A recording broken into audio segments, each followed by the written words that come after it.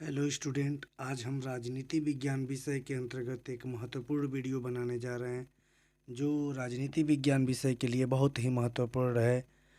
बच्चों, BA third semester के जो बच्चे हैं, जो अभी बीए सेकेंड ईयर में हैं और सेमेस्टर थर्ड में हैं, उनका राजनीति विज्ञान का जो कोड है पोल 201, उसी के संबंध में एक टॉपिक है। पहला जो है अर्धसंघात्मक व्यवस्था, उसी के बारे में हम बताने जा रहे हैं कि अर्धसंघात्मक व्यवस्था क्या होती है। ठीक है बच्चों, क्योंकि आप लोग का सिलेबस का जो फर्स्ट पेपर का फर्स्ट यूनिट है वही है। सेकेंड पेपर आप लोग जानते हैं कि आप लोग का प्रैक्टिकल है और फर्स्ट पेपर आप लोग का सब्जेक्ट होगा।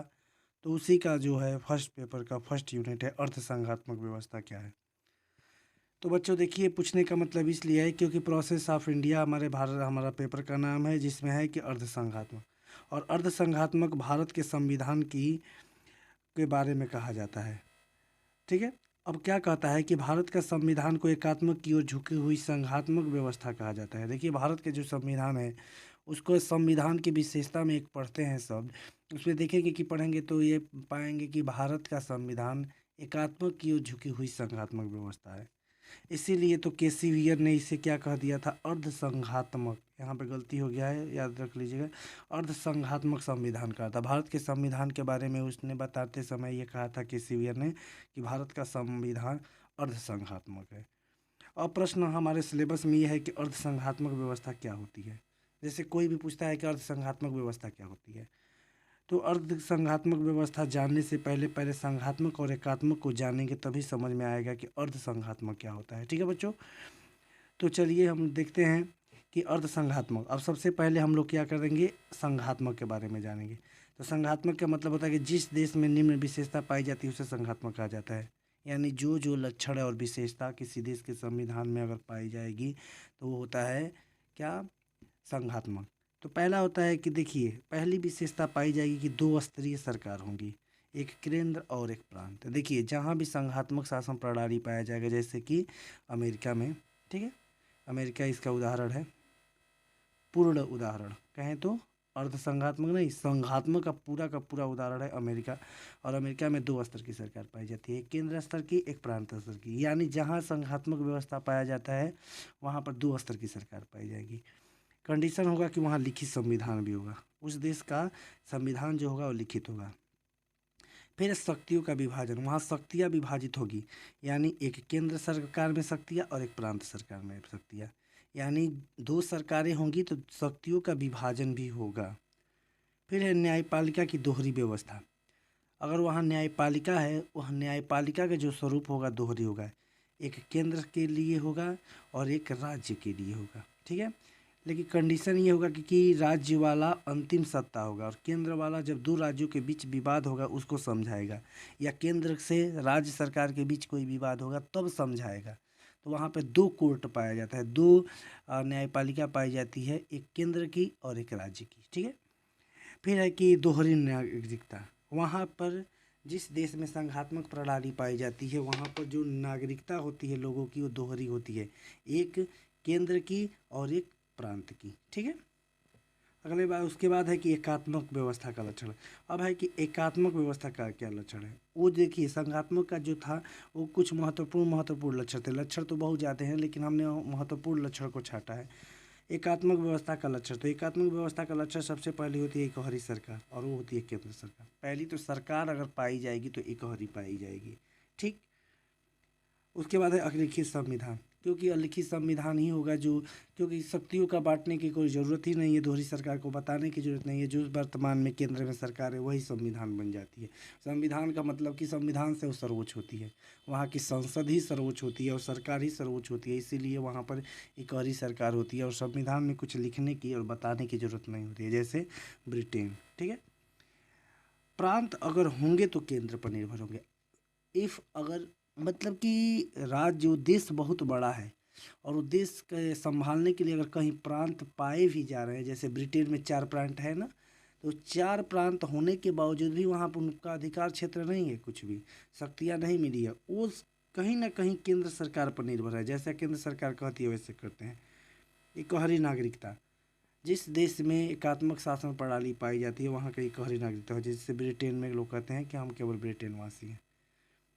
एकहरी न्यायपालिका, वहाँ न्यायपालिका का स्वरूप भी एकहरी होगा। वहाँ पर एक ही न्यायपालिका होगी, यानी अंतिम का अपील का अंतिम न्यायालय एक न्यायपालिका का एक ही न्यायालय होगा जहाँ पर अपील अंतिम होता है। पूरी शक्ति केंद्र के पास, यानी जो केंद्र सरकार होती है सभी के सभी शक्तियाँ उसी के पास होती है।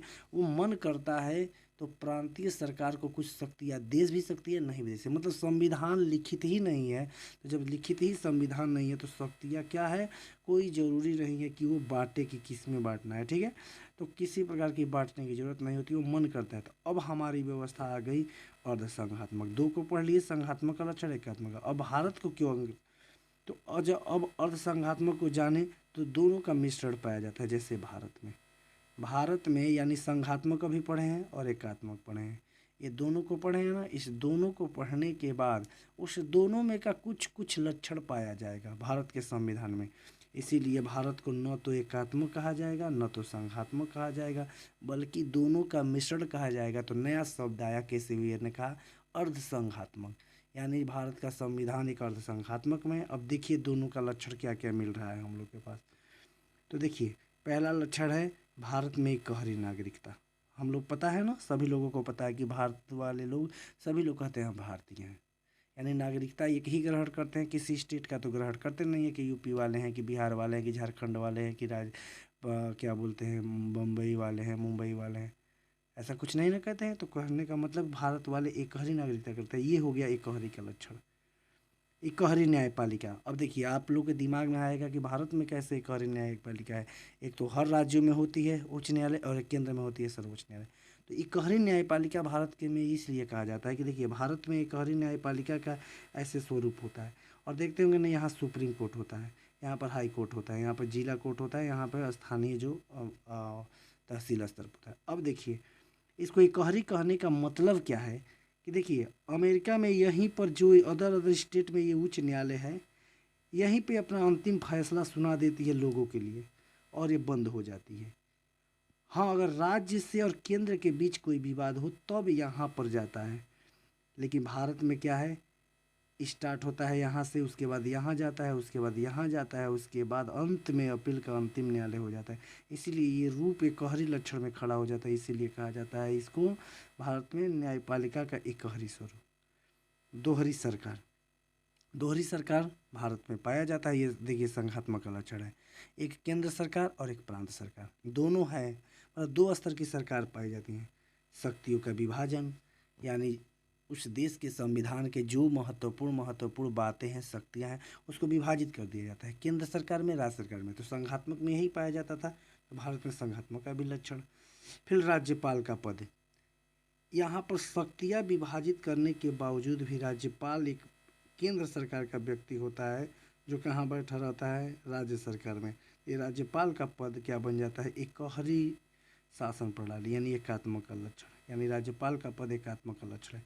फिर है राष्ट्रपति शासन का प्रावधान, यहाँ पर केंद्र सरकार राज्य सरकार होती हैं, पर हमारी जो सरकार है भारत की केंद्र सरकार, वह राज्य सरकार पर नियंत्रण स्थापित करने के लिए 356 का प्रयोग करती रहती है, यानी राष्ट्रपति शासन का प्रावधान भारत के संविधान में। इसीलिए यही सब व्यवस्था को देखकर क्या कह दिया गया कि भारत के संविधान एक अर्धसंघात्मक है, यानी दोनों का लक्षण पाया जाता है। तो भारत में आप लोग का प्रश्न यही बनेगा कि अर्धसंघात्मक क्या होती है। संघात्मक से भी प्रश्न बन जाएगा, एकात्मक से भी लक्षण का संबंध में प्रश्न बन जाएगा। तो बच्चों याद रखिएगा कि भारत के संविधान को अर्धसंघात्मक क्यों कहा जाता है। तो कहेंगे क्या कि देखिए शासन प्रणाली के दो रूप होते हैं, एक संघात्मक और एक एकात्मक, और जहाँ पर दोनों का मिश्रण पाया जाए जैसे भारत में, तो भारत के संघात्मक व्यवस्था को क्या कहते हैं, अर्धसंघात्मक कहते हैं, यानी न तो पूर्ण रूप से संघात्मक है न तो पूर्ण रूप से एकात्मक है, जबकि दोनों का मिश्रण है। तो यही बताने के आप प्रयास कीजिएगा। धन्यवाद बच्चों, वीडियो को ज़्यादा से ज़्यादा लाइक कर दीजिए, सब्सक्राइब कर दीजिए और आगे शेयर कर दीजिए। धन्यवाद।